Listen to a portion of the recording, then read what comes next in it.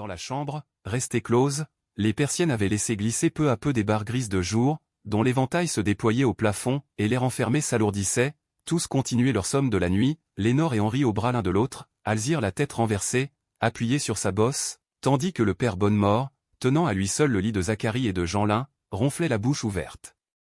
Pas un souffle ne venait du cabinet, où la Maheude s'était rendormie en faisant téter Estelle, la gorge coulée de côté, sa fille en travers du ventre, gorgée de lait, assommée elle aussi, et s'étouffant dans la chair molle des seins. Le coucou, en bas, sonna 6 heures. On entendit, le long des façades du coron, des bruits de portes, puis des claquements de sabots, sur le pavé des trottoirs, c'étaient les cribleuses qui s'en allaient à la fosse. Et le silence retomba jusqu'à 7 heures. Alors, des persiennes se rabattirent, des bâillements et des toux vinrent à travers les murs. Longtemps, un moulin à café grinça, sans que personne s'éveillât encore dans la chambre. Mais, brusquement, un tapage de gifles et de hurlements, au loin, fit se dresser Alzire. Elle eut conscience de l'heure, elle courut pieds nus secouer sa mère. « Maman! Maman! Il est tard. Toi qui as une course. Prends garde. Tu vas écraser Estelle. » Et elle sauva l'enfant, à demi étouffé sous la coulée énorme des seins. « Sacré bon sort !» bégayait la Maheude, en se frottant les yeux, on est si échiné qu'on dormirait tout le jour. « Habille Lénore et Henri, je les emmène, et tu garderas Estelle, je ne veux pas la traîner, crainte qu'elle ne prenne du mal, par ce temps de chien. » Elle se lavait à la hâte, elle passa un vieux jupon bleu, son plus propre, et un caraco de laine grise, auquel elle avait posé 2 pièces la veille. « Et de la soupe, sacré bon sort !» murmura-t-elle de nouveau. Pendant que sa mère descendait, bousculant tout, Alzire retourna dans la chambre, où elle emporta Estelle qui s'était mise à hurler. Mais elle était habituée au rage de la petite, elle avait, à 8 ans, des ruses tendres de femme, pour la calmer et la distraire. Doucement, elle la coucha dans son lit encore chaud, elle la rendormit en lui donnant à sucer un doigt. Il était temps, car un autre vacarme éclatait, et elle dut mettre aussitôt la paix entre Lénore et Henri, qui s'éveillaient enfin. Ces enfants ne s'entendaient guère, ne se prenaient gentiment au cou, que lorsqu'ils dormaient. La fille, âgée de 6 ans, tombait des sons levés sur le garçon, son cadet de 2 années, qui recevait les gifles sans les rendre. Tous deux avaient la même tête trop grosse et comme soufflée, ébouriffée de cheveux jaunes. Il fallut qu'Alzire tirât sa sœur par les jambes, en la menaçant de lui enlever la peau du derrière. Puis, ce furent des trépignements pour le débarbouillage, et à chaque vêtement qu'elle leur passait. On évitait d'ouvrir les persiennes, afin de ne pas troubler le sommeil du père Bonnemort. Il continuait à ronfler, dans l'affreux charivari des enfants. « C'est prêt. Y êtes-vous, là-haut » cria la Maheude. Elle avait rabattu les volets, secoué le feu, remis du charbon. Son espoir était que le vieux n'eût pas englouti toute la soupe. Mais elle trouva le poêlon torché, elle fit cuire une poignée de vermicelle, qu'elle tenait en réserve depuis 3 jours. On l'avalerait à l'eau, sans beurre, il ne devait rien rester de la lichette de la veille, et elle fut surprise de voir que Catherine, en préparant les briquets, avait fait le miracle d'en laisser gros comme une noix. Seulement, cette fois, le buffet était bien vide, rien, pas une croûte, pas un fond de provisions, pas un os à ronger. Que allait-il devenir, si Maigrat s'entêtait à leur couper le crédit, et si les bourgeois de la Piolaine ne lui donnaient pas 100 sous? Quand les hommes et la fille reviendraient de la fosse, il faudrait pourtant manger, car on n'avait pas encore inventé de vivre sans manger, malheureusement. « Descendez-vous, à la fin » cria-t-elle en se fâchant. « Je devrais être partie. » Lorsqu'Alzire et les enfants furent là, elle partagea le vermicelle dans 3 petites assiettes. Elle, disait-elle, n'avait pas faim. Bien que Catherine eût déjà passé de l'eau sur le marc de la veille, elle en remit une seconde fois et avala 2 grandes chopes d'un café tellement clair, qu'il ressemblait à de l'eau de rouille. Ça la soutiendrait tout de même. « Écoute, répétait-elle à Alzire, tu laisseras dormir ton grand-père, tu veilleras bien à ce que Estelle ne se casse pas la tête, et si elle se réveillait, si elle gueulait trop, tiens. Voici un morceau de sucre, tu le ferais fondre, tu lui en donnerais des cuillerées. Je sais que tu es raisonnable, que tu ne le mangeras pas. Et l'école, maman ? L'école, eh bien. Ce sera pour un autre jour. J'ai besoin de toi. Et la soupe, veux-tu que je la fasse, si tu rentres tard ? La soupe, la soupe ? Non, attends-moi. Alzire, d'une intelligence précoce de fillette infirme, savait très bien faire la soupe. Elle dut comprendre, n'insista point. Maintenant, le coron entier était réveillé, des bandes d'enfants s'en allaient à l'école, avec le bruit traînard de leurs galoches. 8 heures sonnèrent, un murmure croissant de bavardage montait à gauche, chez la Levaque. La journée des femmes commençait, autour des cafetières, les poings sur les hanches, les langues tournant sans repos, comme les meules d'un moulin. Une tête flétrie, aux grosses lèvres, aux nez écrasés, vint s'appuyer contre une vitre de la fenêtre, en criant « Y a du nouveau, écoute donc !» « Non, non, plus tard, répondit la Maheude. J'ai une course. Et, de peur de succomber à l'offre d'un verre de café chaud, elle bourra Lénore et Henri, elle partit avec eux.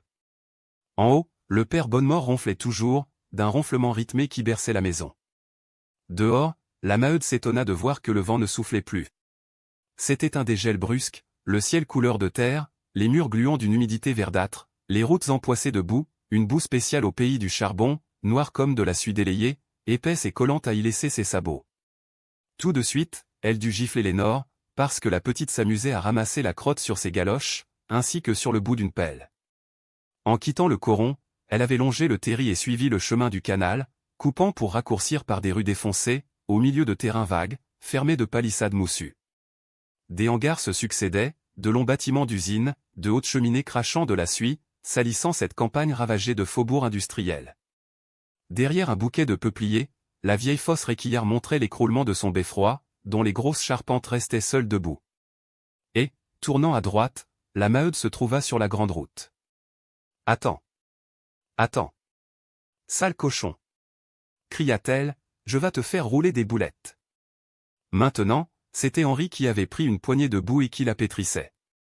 Les deux enfants, giflés sans préférence, rentrèrent dans l'ordre, en louchant pour voir les patards qu'ils faisaient au milieu des tas.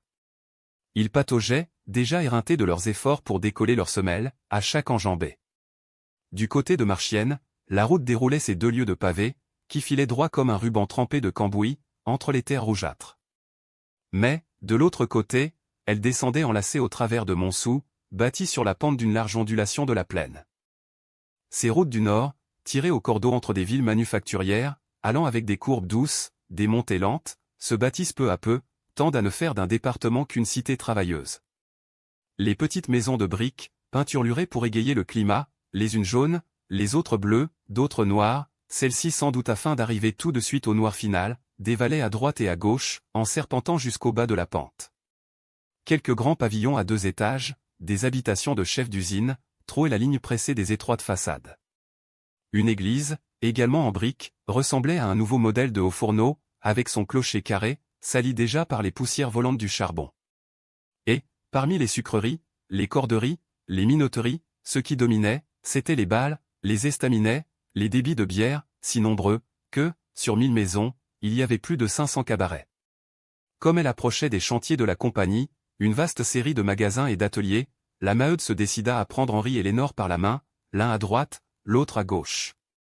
Au-delà, se trouvait l'hôtel du directeur, Monsieur Hennebeau, une sorte de vaste chalet séparé de la route par une grille, suivi d'un jardin où végétaient des arbres maigres. Justement, une voiture était arrêtée devant la porte, un monsieur décoré et une dame en manteau de fourrure, quelques visites débarquées de Paris à la gare de Marchienne, car Madame Hennebeau, qui parut dans le demi-jour du vestibule, poussa une exclamation de surprise et de joie. « Marchez donc, traînard !» gronda la Maheude, en tirant les 2 petits, qui s'abandonnaient dans la boue. Elle arrivait chez Maigrat, elle était toute émotionnée. Maigrat habitait à côté même du directeur, un simple mur séparait l'hôtel de sa petite maison, et il avait là un entrepôt, un long bâtiment qui s'ouvrait sur la route en une boutique sans devanture. Il y tenait de tout, de l'épicerie, de la charcuterie, de la fruiterie, y vendait du pain, de la bière, des casseroles. Ancien surveillant au Voreux, il avait débuté par une étroite cantine, puis, grâce à la protection de ses chefs, son commerce s'était élargi, tuant peu à peu le détail de Montsou. Il centralisait les marchandises, la clientèle considérable des corons lui permettait de vendre moins cher et de faire des crédits plus grands. D'ailleurs, il était resté dans la main de la compagnie, qui lui avait bâti sa petite maison et son magasin. « Me voici encore, monsieur Maigrat », dit la Maheude d'un air humble, en le trouvant justement debout devant sa porte. Il la regarda sans répondre. Il était gros, froid et poli, et il se piquait de ne jamais revenir sur une décision. « Voyons, vous ne me renverrez pas comme hier. Faut que nous mangions du pain d'ici à samedi. » « Bien sûr, nous vous devons 60 francs depuis 2 ans. Elle s'expliquait, en courtes phrases pénibles. C'était une vieille dette, contractée pendant la dernière grève. 20 fois, ils avaient promis de s'acquitter, mais ils ne le pouvaient pas, ils ne parvenaient pas à lui donner 40 sous par quinzaine.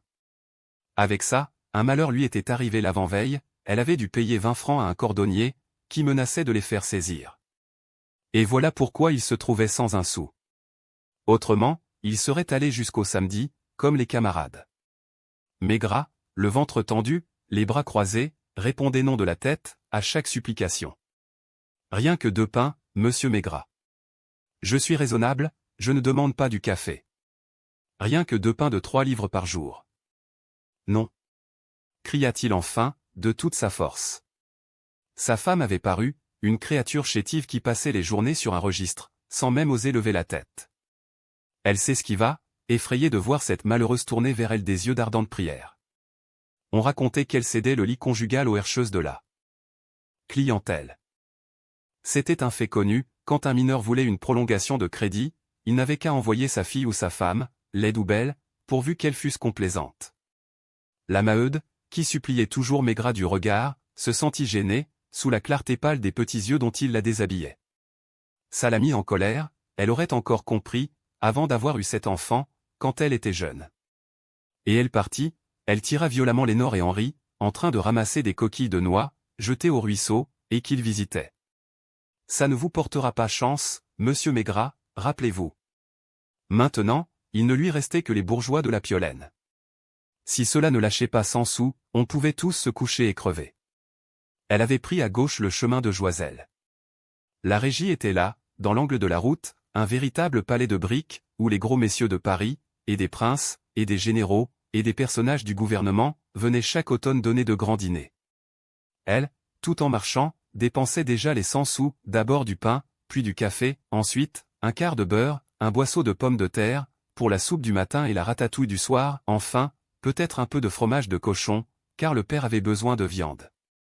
Le curé de Montsou, l'abbé Joire, passait en retroussant sa soutane, avec des délicatesses de gros chat bien nourri, qui craint de mouiller sa robe. Il était doux, il affectait de ne s'occuper de rien, pour ne fâcher ni les ouvriers ni les patrons.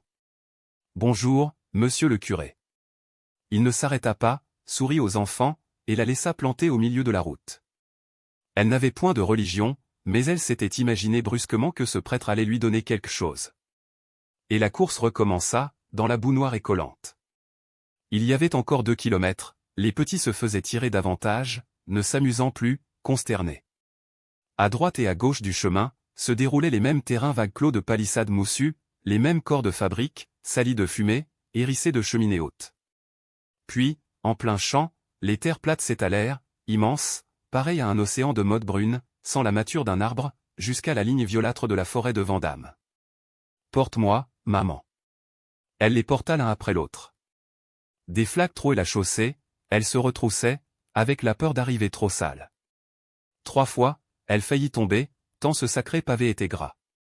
Et, comme ils débouchaient enfin devant le perron, 2 chiens énormes se jetèrent sur eux, en aboyant si fort, que les petits hurlaient de peur. Il avait fallu que le cocher prît un fouet. « Laissez vos sabots, entrez », répétait Honorine. Dans la salle à manger, la mère et les enfants se tinrent immobiles, étourdis par la brusque chaleur, très gênés des regards de ce vieux monsieur et de cette vieille dame, qui s'allongeaient dans leur fauteuil. « Ma fille, dit cette dernière, remplis ton petit office. » Les Grégoire chargeaient Cécile de leurs aumônes. Cela rentrait dans leur idée d'une belle éducation. Il fallait être charitable, ils disaient eux-mêmes que leur maison était la maison du bon Dieu. Du reste, ils se flattaient de faire la charité avec intelligence, travaillaient de la continuelle crainte d'être trompés et d'encourager le vice. Ainsi, ils ne donnaient jamais d'argent, jamais. Pas 10 sous, pas 2 sous, car c'était un fait connu, dès qu'un pauvre avait 2 sous, ils les buvaient. Leurs aumônes étaient donc toujours en nature, surtout en vêtements chauds, distribués pendant l'hiver aux enfants indigents. « Oh! Les pauvres mignons, s'écria Cécile, sont-ils palots d'être allés au froid? Honorine, va donc chercher le paquet, dans l'armoire. » Les bonnes, elles aussi, regardaient ces misérables, avec l'apitoiement et la pointe d'inquiétude de filles qui n'étaient pas en peine de leur dîner. Pendant que la femme de chambre montait, la cuisinière s'oubliait, reposait le reste de la brioche sur la table, pour demeurer là, les mains ballantes. Justement, continuait Cécile, j'ai encore 2 robes de laine et des fichus. Vous allez voir, ils auront chaud, les pauvres mignons. La Maheude, alors, retrouva sa langue, bégayant, merci bien, mademoiselle. Vous êtes tous bien bons. Des larmes lui avaient empli les yeux, elle se croyait sur des 100 sous, elle se préoccupait seulement de la façon dont elle les demanderait, si on ne les lui offrait pas. La femme de chambre ne reparaissait plus, il y eut un moment de silence embarrassé. Dans les jupes de leur mère, les petits ouvraient de grands yeux et contemplaient la brioche. Vous n'avez que ces 2-là, demanda madame Grégoire, pour rompre le silence. Oh. Madame, j'en ai 7. Monsieur Grégoire, qui s'était remis à lire son journal, eut un sursaut indigné. Cet enfant, mais pourquoi? Bon Dieu! C'est imprudent, murmura la vieille dame. La Maheude eut un geste vague d'excuse. Que voulez-vous? On n'y songeait point, ça poussait naturellement. Et puis, quand ça grandissait, ça rapportait, ça faisait aller la maison. Ainsi, chez eux, ils auraient vécu, s'ils n'avaient pas eu le grand-père qui devenait tout raide, et si, dans le tas, 2 de ces garçons et sa fille aînée seulement avaient l'âge de descendre à la fosse. Fallait quand même nourrir les petits qui ne fichaient rien. Alors, reprit madame Grégoire, vous travaillez depuis longtemps aux mines? Un rire muet éclaira le visage blême de la Maheude. Ah. Oui, ah. Oui. Moi, je suis descendu jusqu'à 20 ans. Le médecin a dit que j'y resterais, lorsque j'ai accouché la seconde fois, parce que, paraît-il, ça me dérangeait des choses dans les os.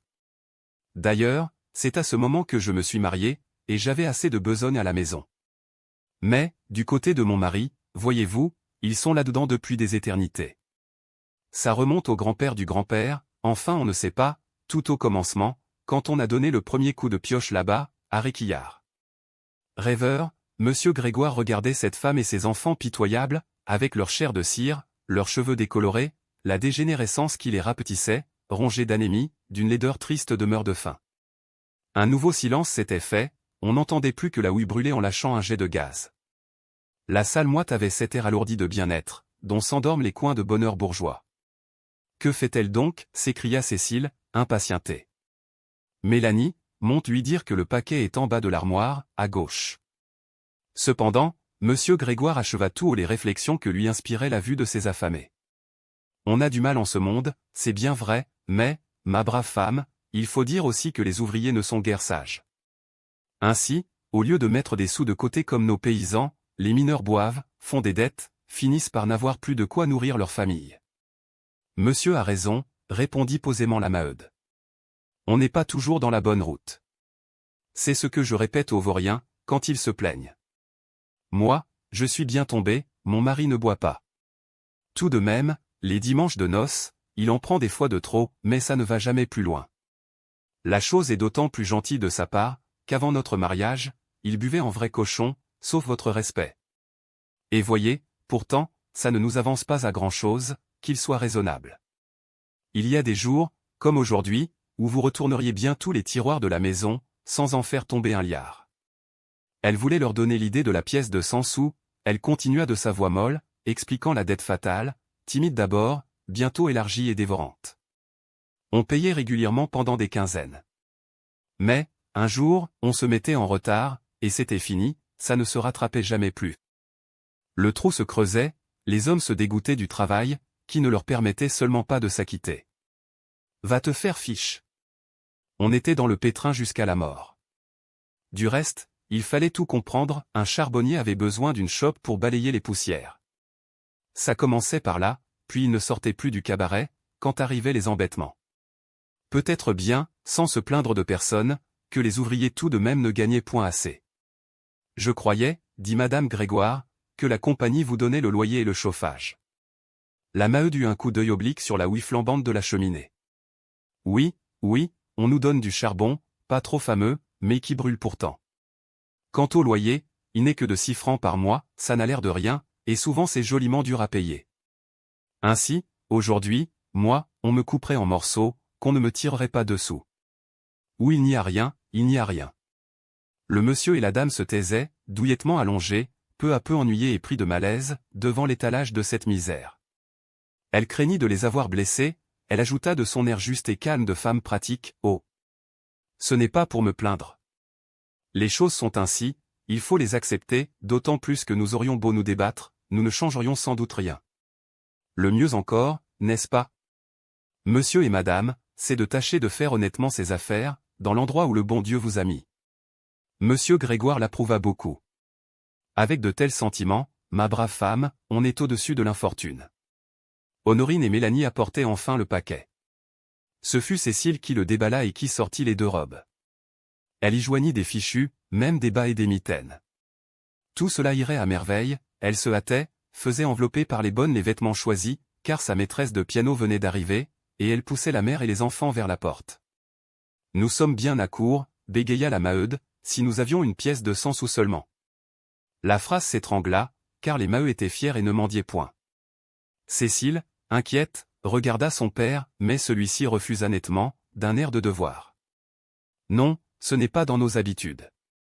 Nous ne pouvons pas. » Alors, la jeune fille, émue de la figure bouleversée de la mère, voulut combler les enfants. Ils regardaient toujours fixement la brioche, elle en coupa 2 parts, qu'elle leur distribua. « Tenez. C'est pour vous. » Puis, elle les reprit, demanda un vieux journal. « Attendez, vous partagerez avec vos frères et vos sœurs. » Et, sous les regards attendris de ses parents, elle acheva de les pousser dehors. Les pauvres mioches, qui n'avaient pas de pain, s'en allèrent, en tenant cette brioche respectueusement, dans leurs menottes gourdes de froid. La Maheude tirait ses enfants sur le pavé, ne voyait plus ni les champs déserts, ni la boue noire, ni le grand ciel livide qui tournait. Lorsqu'elle retraversa Montsou, elle entra résolument chez Maigrat et le supplia si fort, qu'elle finit par emporter 2 pains, du café, du beurre, et même sa pièce de 100 sous, car l'homme prêtait aussi à la petite semaine.